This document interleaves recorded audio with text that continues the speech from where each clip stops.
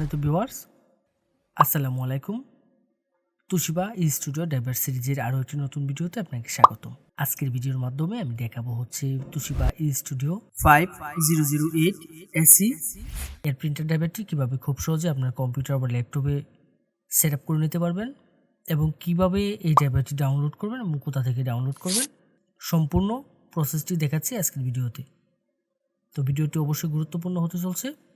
কথা না বাড়িয়ে চলে আমরা মূল ভিডিওতে চলে যাচ্ছি।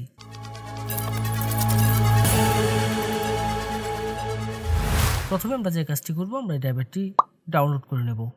ডাউনলোড করার জন্য আমি চলে যাব যে কোনো একটি ব্রাউজারের সার্চ বারে গিয়ে সার্চ করব হচ্ছে softwareshopbd.com। অবশ্য আমি ভিডিও ডেসক্রিপশনে ওয়েবসাইটের লিঙ্কটি দিয়ে দেব। softwareshopbd.com লিখে সার্চ করলে ঠিক এরকম একটা ইন্টারফেস আসবে এবং এখান থেকে আমি যে কাজটি করব, আমার কাঙ্ক্ষিত মডেলের যে ড্রাইভারটি রয়েছে সেটি আমি এখান থেকে ডাউনলোড করব। দেন এই সার্চ বারে চলে যাব, এখানে গিয়ে জাস্ট আমাদের যে কাঙ্ক্ষিত মডেলটি সেই মডেলটি এখানে সার্চ করব। দেন সার্চে ক্লিক করব।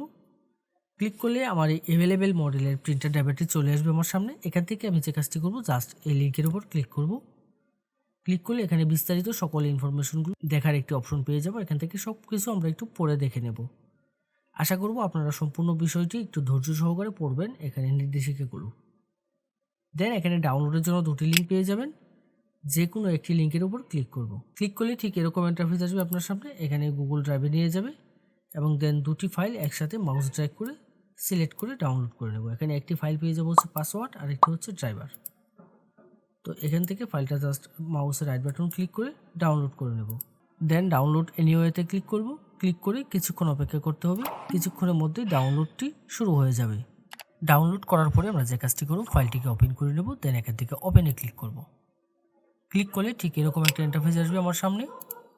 রার ফাইল রয়েছে। রার ফাইলকে আমরা যখন আনজিপ করব, যে কোনো জিপ ফাইল বা রার ফাইলকে যখন আমরা এক্সট্রাক্ট করব, তার জন্য আমরা যে কাজটি করি, নর্মালি আমরা উইন্ডার ব্যবহার করে থাকি।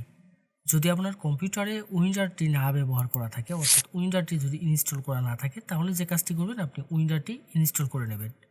এর জন্য ভিডিও ডেসক্রিপশন এবং আই বাটনে উইন্ডারের লিঙ্ক দিয়ে দেবো। আপনারা ওইখান থেকে গিয়ে জাস্ট উইন্ডারটি ইনস্টল করে নেবেন। দেন যে কাজটি করব, আমরা ফাইলটাকে ওপেন করব।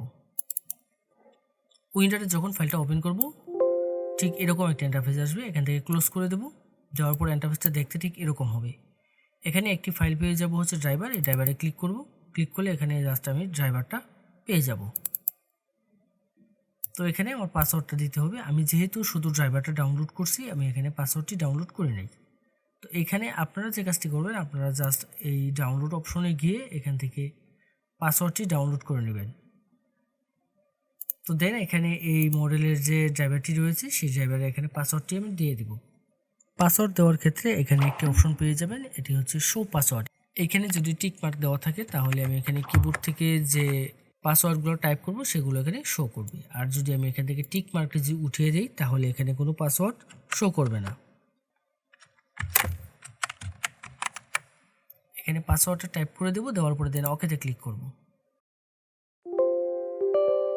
ওকেতে ক্লিক করব। ক্লিক করলে ঠিক এরকম একটি অ্যালার্ট আসবে। এখান থেকে যে কাজটি করতে হবে, এখান থেকে আমি ইএসের উপর ক্লিক করব। দেন সফটওয়্যারটা এক্সট্রাক্ট হওয়া শুরু করবে এবং এক্সট্রাক্ট হওয়ার জন্য কিছুক্ষণ পরে ঠিক এরকম একটা ইন্টারফেস আসবে। এখান থেকে আমি যে কাজটি করব, I agree to the terms of the licence agreement, এখানে ক্লিক করব। নেক্সটে ক্লিক করব। নেক্সটে ক্লিক করার পরে ঠিক এরকম একটা ইন্টারফেস আসবে। এখানে অনেকগুলো অপশন পেয়ে যাব। চলে আসবে হচ্ছে recommended, printer driver, scanner utility, fax driver, custom install. তো এখানে আসার পরে আমি যে কাজটি করব, রিকমেন্ডেডে ক্লিক করব।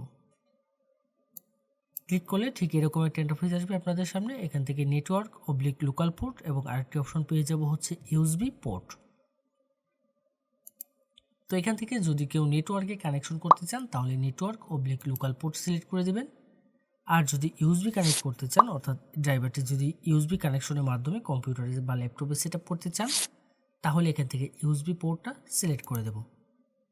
তো আমি এখান থেকে ইউএসবি পোর্ট সিলেক্ট করব। সিলেক্ট করে দেন ইনস্টলে ক্লিক করব।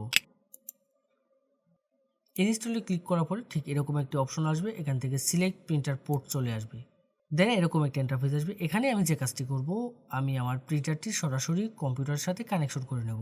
অবশ্যই ইউএসবিতে প্রিন্টারটি কানেকশন করে নেব এবং ইউএসবি কানেকশন করার ক্ষেত্রে আমি যে বিষয়টি লক্ষ্য রাখবো সেটি হচ্ছে আমার পিসি বা ল্যাপটপের যে ইউএসবি পোর্টগুলো বেশি শক্তিশালী সেই পোর্টগুলোর সাথে কানেক্ট করব। দেন ওকেতে ক্লিক করব। এখানে আসার পরে আমার আর কোনো কাজ করতে হবে না, আমার কিছুক্ষণের মধ্যেই আমার প্রিন্টার ড্রাইভারগুলো সেট আপ হয়ে যাবে। এক এক করে এখান থেকে সবগুলো ড্রাইভার সেট আপ হয়ে যাবে। দেন এখানে ফিনিশের যে অপশনটি রয়েছে এই ফিনিশে আমি ক্লিক করব। ক্লিক করে এখান থেকে বেরিয়ে আসব।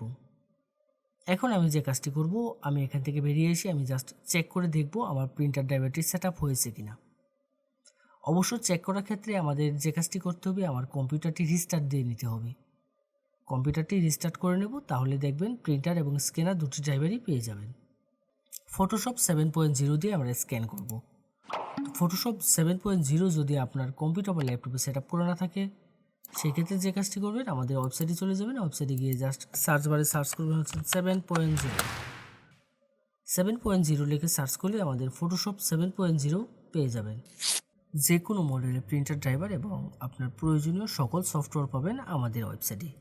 যদি আমাদের ওয়েবসাইটে কোনো সফটওয়্যার বা ড্রাইভার আপনি খুঁজে না পান, তাহলে অবশ্যই আমাদের হোয়াটসঅ্যাপে যোগাযোগ করবেন।